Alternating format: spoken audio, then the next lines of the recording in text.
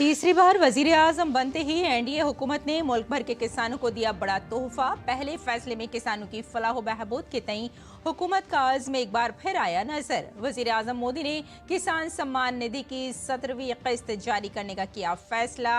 9.3 करोड़ किसानों को होगा फायदा।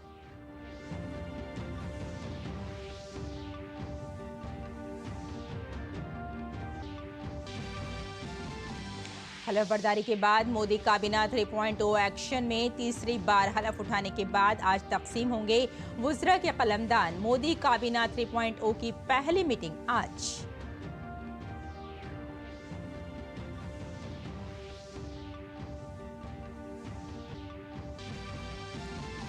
वजीर आजम नरेंद्र मोदी के साथ साथ अमित शाह, राजनाथ सिंह, नितिन गडकरी, जेपी नड्डा, शिवराज सिंह चौहान ने लिया हलफ। 30 काबीनी, 5 आजाद चार्ज और 36 वुज़रा मुमलिकत और कई नए चेहरों को भी काबीना में मिली जगह।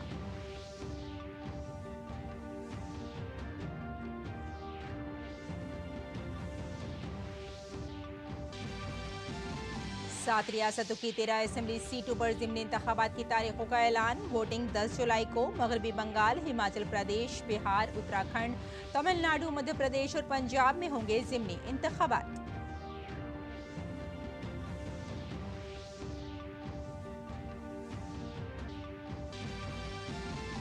प्रेम सिंह तमांग ने आज सिक्किम में मुसलसल दूसरी बार वजीर आला के ओहदे का लिया हलफ। क्रांतिकारी मोर्चे को 32 में से 31 सीटों पर मिली है शानदार जीत।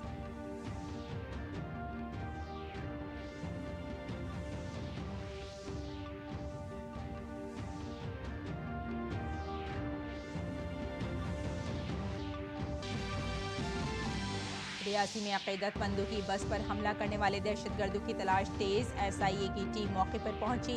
लेफ्टिनेंट गवर्नर ने कहा किसी मुजरिम को नहीं बख्शा जाएगा। मरने वालों के लिए 10 लाख और जख्मियों के लिए 50,000 रुपए मुआवजे का ऐलान।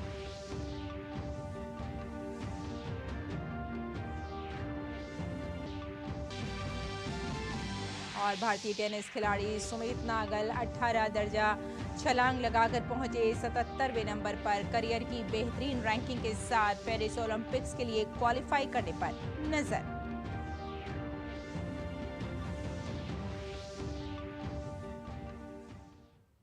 आदाब नाजरीन, खबरनामे में आपका इस्तकबाल है। मैं हूं आपके साथ रेशमा फारूकी।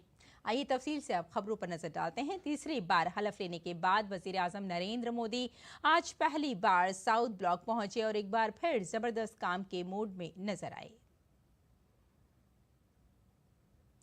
दरियासना पीएम मोदी के साथ 30 काबीने वुज़रा, 5 आजाद चार्ज और 36 वुज़राए मुमलिकत ने भी हलफ लिया है।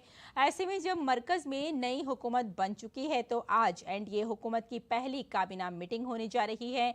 इससे पहले महकमों की तकसीम का इंतजार है। वज़ीर आज़म मोदी ने हलफ बर्दारी की तकरीब के फौरन बाद अपने तमाम साथियों को मुबारकबाद दी। उन्होंने अपने काबीना के साथियों को नौजवानों के जोशो जज्बे और तजुर्बे का शानदार संगम करार देते हुए कहा है कि वो तमाम हम वतनों की जिंदगियों को बेहतर बनाने में कोई कसर नहीं छोड़ेंगे।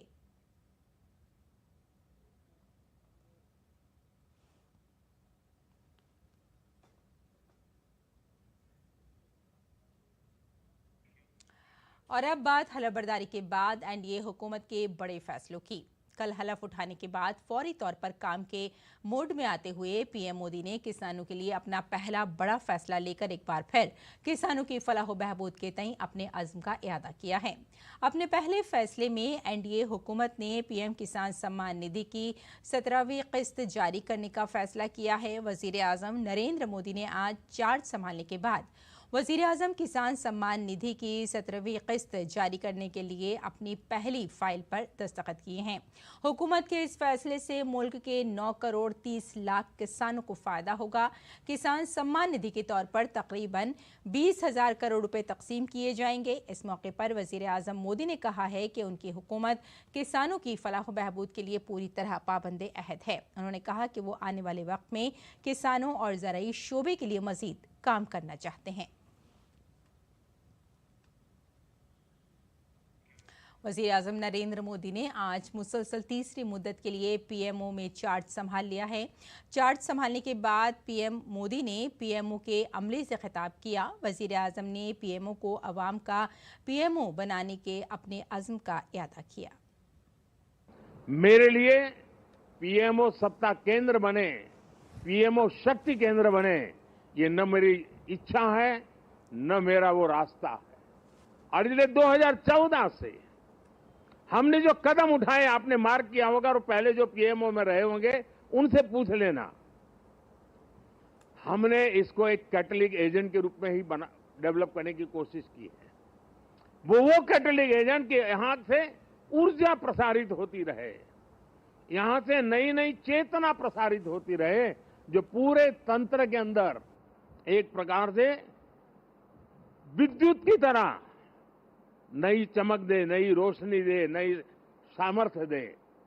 और मेरी कोशिश रही है कि पीएमओ ये सेवा का अधिष्ठान होना चाहिए, पीएमओ ये पीपल्स पीएमओ होना चाहिए, ये मोदी पीएमओ नहीं हो सकता है। और इसलिए मेरे दिल दिमाग में सिवाय 140 करोड़ कोई नहीं, और मेरे लिए 140 करोड़ नागरिक नहीं है, मेरे लिए 140 करोड़ परमात्मा का रूप है।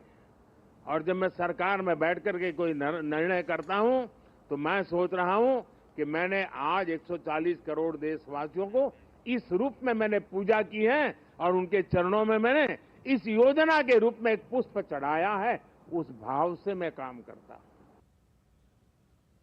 वज़ीर आज़म ने मुल्क को नई बुलंदियों पर ले जाने के अज़्म का इज़हार किया। पीएम ने मुल्क की तरक्की के सफ़र को तेज़ी से आगे ले जाने की बात की। जिस टीम ने इतना बड़ा अचीवमेंट किया है उसको स्वाभाविक मन करेगा कि यार कुछ अब बहुत हो गया, अब साहब थोड़ा शांति रखे तो अच्छा होगा। ये रोज नई नई चीज लेके आते हैं, लेकिन मैं मानता हूं अब मेरा दायित्व भी 10 साल मैंने जो सोचा है उसे ज्यादा सोचने का है, 10 साल जो किया है उसे ज्यादा करने का है। और अब जो करना है वो ग्लोबल बेंचमार्क को पार करने वाली दिशा में करना है।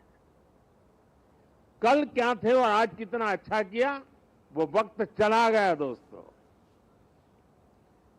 पहले 5 पर थे, अब 10 पर पहुंच गए, वो वक्त पूरा हो चुका है। अब दुनिया इस विषय पर यहां पर है और ये इससे आगे कुछ नहीं है, तो उसके आगे हम होंगे।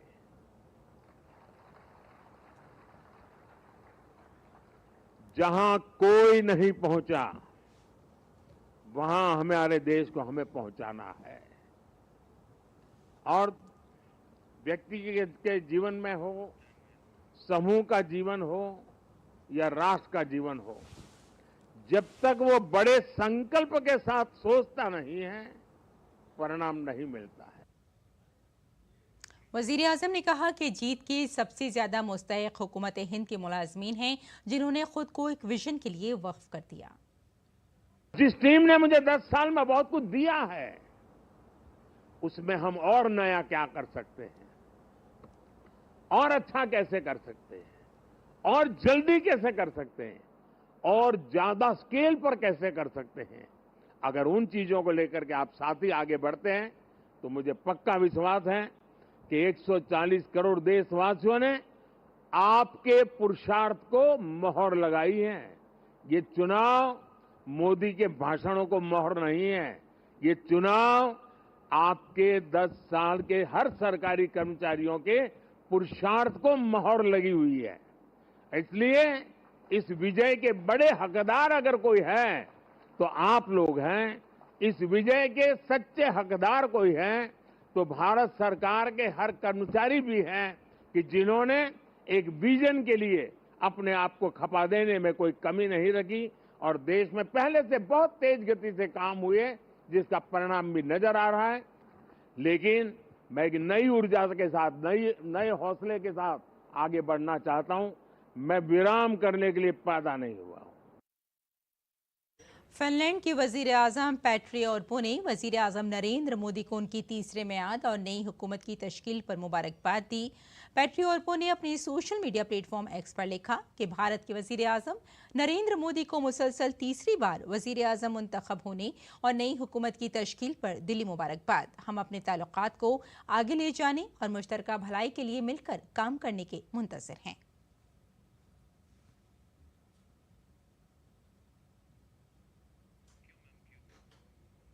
इस्लामी जमहूरिया अफगानिस्तान के साबिक़ सदर हामिद करज़ई ने वज़ीर आज़म नरेंद्र मोदी को तीसरी बार वज़ीर आज़म बनने पर मुबारकबाद दी। हामिद करज़ई ने अपने सोशल मीडिया प्लेटफॉर्म एक्स पर लिखा है कि मुझे तीसरी बार भारत के वज़ीर आज़म का ओहदा संभालने के मौके पर आपको मुबारकबाद देते हुए खुशी हो रही है।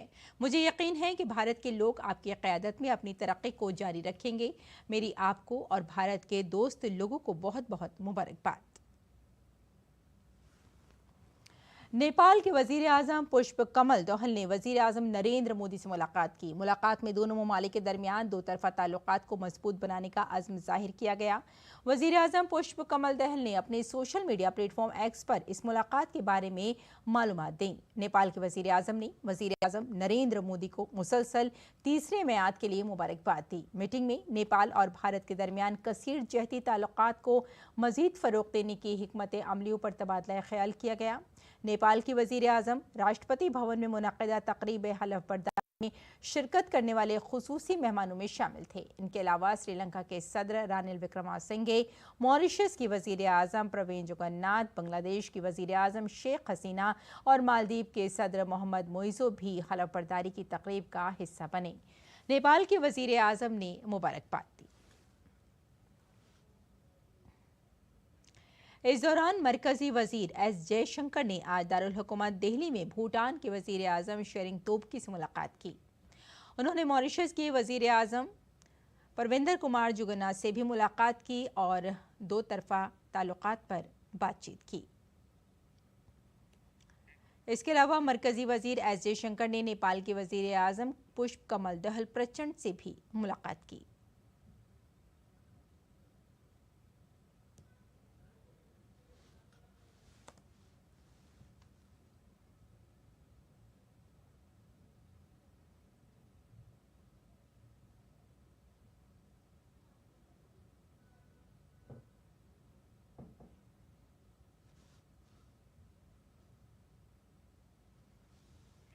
मरकजी वजीर एस जयशंकर ने दिल्ली में श्रीलंका के सदर रानिल विक्रमासिंघे से मुलाकात की। एस जयशंकर ने भारत और श्रीलंका के दरमियान बाहमी ताल्लुकात को मजबूत बनाने के अज़्म का इजहार किया।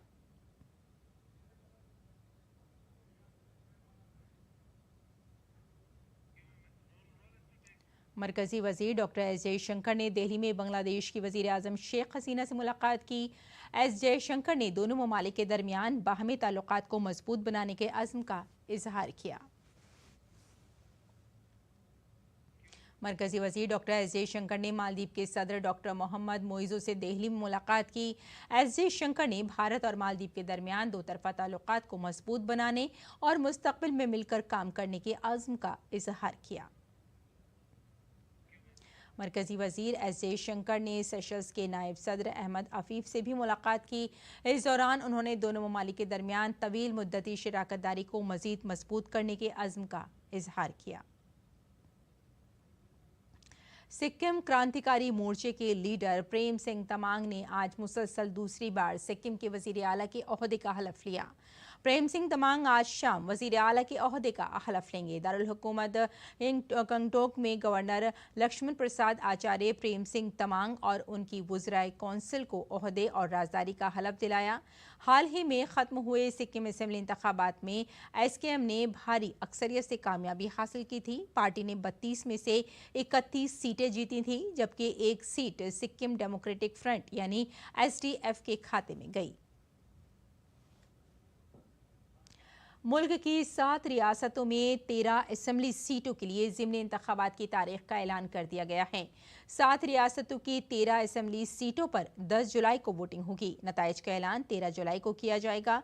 इलेक्शन कमीशन के मुताबिक मगरबी बंगाल की 4, हिमाचल प्रदेश की 3 और उत्तराखंड की 2 नशिस्तों पर ज़िमनी इंतखाबात होने हैं। इसके अलावा तमिलनाडु, मध्य प्रदेश, पंजाब और बिहार की एक सीट पर भी ज़िमनी इंतखाबात होंगे। इन नशिस्तों का नोटिफिकेशन 14 जून को जारी किया जाएगा।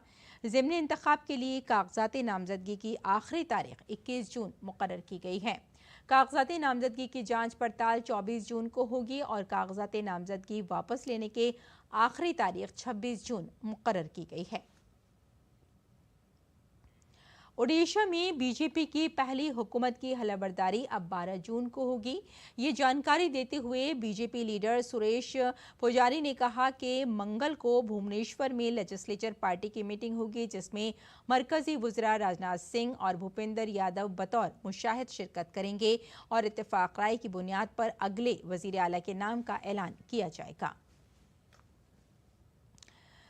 आगे बढ़ते हैं। जम्मू कश्मीर के जिला रियासी में यात्रियों की बस पर दहशतगर्दाना हमला किया गया। दहशतगर्दों के हमले के बाद बस उलटकर गहरी खाई में जा गिरी। इस दहशतगर्दाना हमले में अब तक 9 अफराद के हलाक होने की इत्तला है। इसके साथ ही 30 से ज़ायद तीर्थ यात्रियों के जख्मी होने की भी खबर है। मुकामी लोगों के मुताबिक बस शिवखोड़ी मंदिर के करीब रांसू से जम्मू के कटरा जा रही थी। इस बस में जम्मू कश्मीर नंबर के साथ कई तीर्थयात्री सफर कर रहे थे। वाकये की इत्तला मिलते ही पुलिस और सिक्योरिटी फोर्सेस की टीमें मौके पर पहुंच गईं। रेस्क्यू ऑपरेशन मुकम्मल करने के बाद जख्मियों को करीबी अस्पताल में दाखिल कराया गया। इसके साथ ही पुलिस और दीगर फोर्सेस के आला अफसरान जाए वक़ूफ़ पर पहुंच गए और इलाके को मुहासरे में ले लिया। इलाके में सर्च ऑपरेशन भी किया जा रहा है।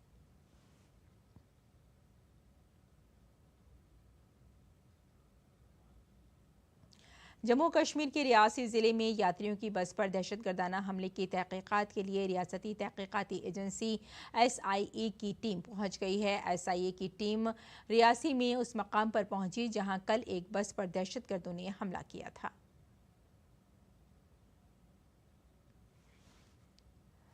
जम्मू कश्मीर के LG मनोज सिन्हा ने जम्मू के सरकारी अस्पताल में रियासी दहशतगर्दाना हमले के जख्मियों से मुलाकात की। आपको बताते चलें कि गुज़िश्ता रोज़ दहशतगर्दों के एक बस पर हमले में 9 अफराद अपनी जानों से हाथ धो बैठे थे और 37 जख्मी हो गए थे। रेस्क्यू ऑपरेशन में प्रशासन और सिक्योरिटी फोर्सेस के लोगों ने सबको रेस्क्यू किया था। ज्वाइंट ऑपरेशन पुलिस, CRPF और आर्मी ने लॉन्च किया हुआ। जो लोग भी इसके लिए जिम्मेदार हैं उनको निश्चित रूप से दंड मिले, उसका प्रयास हो रहा है। फिर भी उनके परिजनों को एक सहायता के तौर पर 10 लाख रुपए जम्मू कश्मीर प्रशासन ने मृतकों को और घायल लोगों को 50,000 रुपए देने का फैसला किया है। अगली खबर की जानिब रुख करते हैं। दिल्ली में पानी की बहरान की पेश नज़र पड़ोसी रियासतों से इजाफी पानी फराहम करने की दिल्ली हुकूमत की अर्जी पर समाअत फिलहाल मुलतवी कर दी गई है। अब समाअत 12 जून को होगी। सुप्रीम कोर्ट ने आज कहा कि इसे मरकज़ और हरियाणा हुकूमत की तरफ से दी गई स्टेटस रिपोर्ट को पढ़ने के लिए कुछ वक्त दरकार है। अदालत ने रिमार्क्स दिए कि इस मामले पर मीडिया की बहुत सी रिपोर्ट्स आ रही हैं। अदालत फाइल पढ़े बगैर मीडिया रिपोर्ट्स की बुनियाद पर नतीजा उक़्क़स करे तो ये दुरुस्त नहीं होगा। इसके साथ ही आज दिल्ली हुकूमत के वकील ने अदालत को यकीन दिलाया है कि अर्जी में मौजूद तकनीकी खामियों को दूर कर लिया गया है। आइंदा ऐसी गलती नहीं होगी। दिल्ली हुकूमत के रवैये पर बरहमी का इजहार करते हुए अदालत ने कहा कि अगर अर्जी में मौजूद खामियों को दूर नहीं किया गया तो अदालत इस तकनीकी बुनियाद पर ही दरख्वास्त को खारिज करने का हुक्म दे देगी। और दिल्ली की पानी की वजीर आतिशी ने राजधानी में पीने के पानी के बहरान के सिलसिले में LGV के सक्सेना से मुलाकात की। 1 घंटे तक जारी रहने वाली इस मीटिंग में LG ने यकीन दिलाया कि बोर्ड में अफसरान की कमी को दूर किया जाएगा ताकि दिल्ली जल बोर्ड में इंतजामी काम आसानी से चल सके। मीटिंग के बाद आतिशी ने कहा कि हमने उनसे दरख्वास्त की है कि LG दिल्ली को पानी फराहम करने के लिए हरियाणा हुकूमत से बात करे।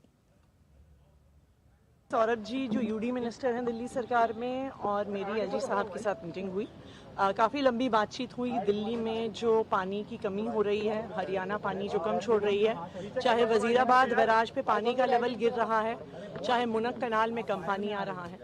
तो क्योंकि एलजी साहब केंद्र सरकार के नुमाइंदे हैं, वो रिप्रेजेंटेटिव हैं सेंट्रल गवर्नमेंट के, तो हमने एलजी साहब से ये रिक्वेस्ट किया कि हरियाणा से स्पेसिफिकली बात करें जो मुनक कनाल में पानी कम आ रहा है। और दिल्ली पुलिस ने स्वाति मालीवाल हमला केस में विभव के खिलाफ दर्ज एफआईआर में आईपीसी की दफा 201 भी शामिल की है। शवाहिद के साथ छेड़छाड़ के इल्जाम में दफा 201 का इजाफा किया गया है। दरअसल विभव ने अपने आईफोन 15 प्रो मैक्स को फॉर्मेट किया था और उसने अभी तक पुलिस को अपने फ़ोन का पासवर्ड भी नहीं बताया। पुलिस को शुबा है कि स्वाति मालीवाल की एडिट शुदा वीडियो विभव के इस फ़ोन से फॉरवर्ड की गई थी।